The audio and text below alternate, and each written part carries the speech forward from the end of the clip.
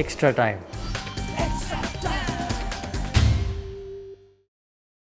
And do you feel this is a dress rehearsal for October's World Cup? Two sides full of quality going at it in a 5-match series? I don't necessarily see a dress rehearsal. I probably would if we were on the eve of the World Cup.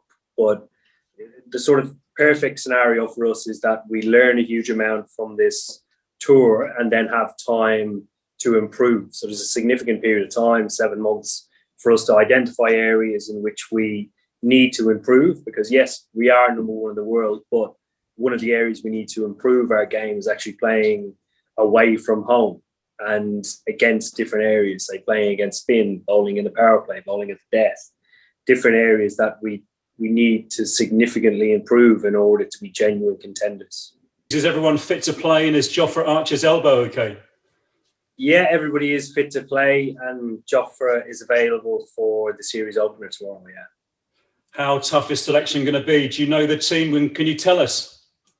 Yeah, we don't know the team at the moment. The wicket today, another hot day, was under covers. We did have a small glimpse of it, and it looked good. It depends what the groundsmen choose to do between today and tomorrow as to what sort of team that we go with. In the context of the World Cup year, Eoin, this looks a really important series. Can you just sum up how important and how spectacular it could be? Yeah, I think it's going to be, from our point of view, a learning process going through, I suppose, positions that we might find ourselves in 7 months' time at the World Cup. I think the perfect case scenario is that we're playing against one of the best sides in the world in their backyard. And we know that they're very difficult to beat regardless if they're playing at home or not, but especially when we're playing them at home. So the challenge that's in front of us is extremely exciting, and everybody's looking forward to it. You've got the luxury of a full-strength squad as well, which was something that Joe didn't have perhaps in the test matches. Do you think it's right that the white ball cricket side is being prioritised right now? And what's your thoughts generally on the rotation debate which has been going on? Yeah, I think we are very fortunate to have a full-strength squad here, but it's actually very rarely that we have that opportunity. Certainly with one eye on the World Cup in 7 months' time, it is an opportunity to try and replicate teams and roles within the side that we might need to iron out before we get to the World Cup. And given that it's our only opportunity between now and then to get the full squad together due to the demands of the schedule, I think it's a really good opportunity to do that. You're bringing with you Dawood Malan, the world's top-rated ICC T20 batsman. He's not played in India before in T20s. What kind of damage do you think he can do here and also in the IPL later? Here, I think that the upward curve in which David's career is at the moment, to be honest, I don't really know how much further it can go. He's been so exceptional at what he's contributed at an international level. It's scary to think that he could continue to do that and more. So it's an exciting time for him. He's been picked up at the IPL by Kings 11 Punjab, so he will continue on his experience playing in India, which will obviously benefit us come the World Cup at the end of the year. And thanks. And in recent games in T20, England haven't taken a lot of wickets with the new ball. Is that something that you're looking to improve on in this series? Yeah, we'd love to take wickets early, but like in the long-term results of the game, it actually hasn't cost us a great deal. The wickets that we played on have normally been pretty good.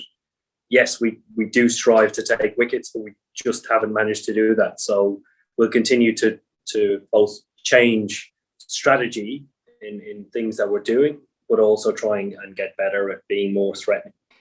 Moeen Ali has had a difficult winter so far. Obviously, he caught COVID, and that ruled him out for several games. And then he had his one Test match back before the sort of discussion over him being rested. I just wonder, as one-day captain, if you can tell us how important an asset Moeen is to you in that setup.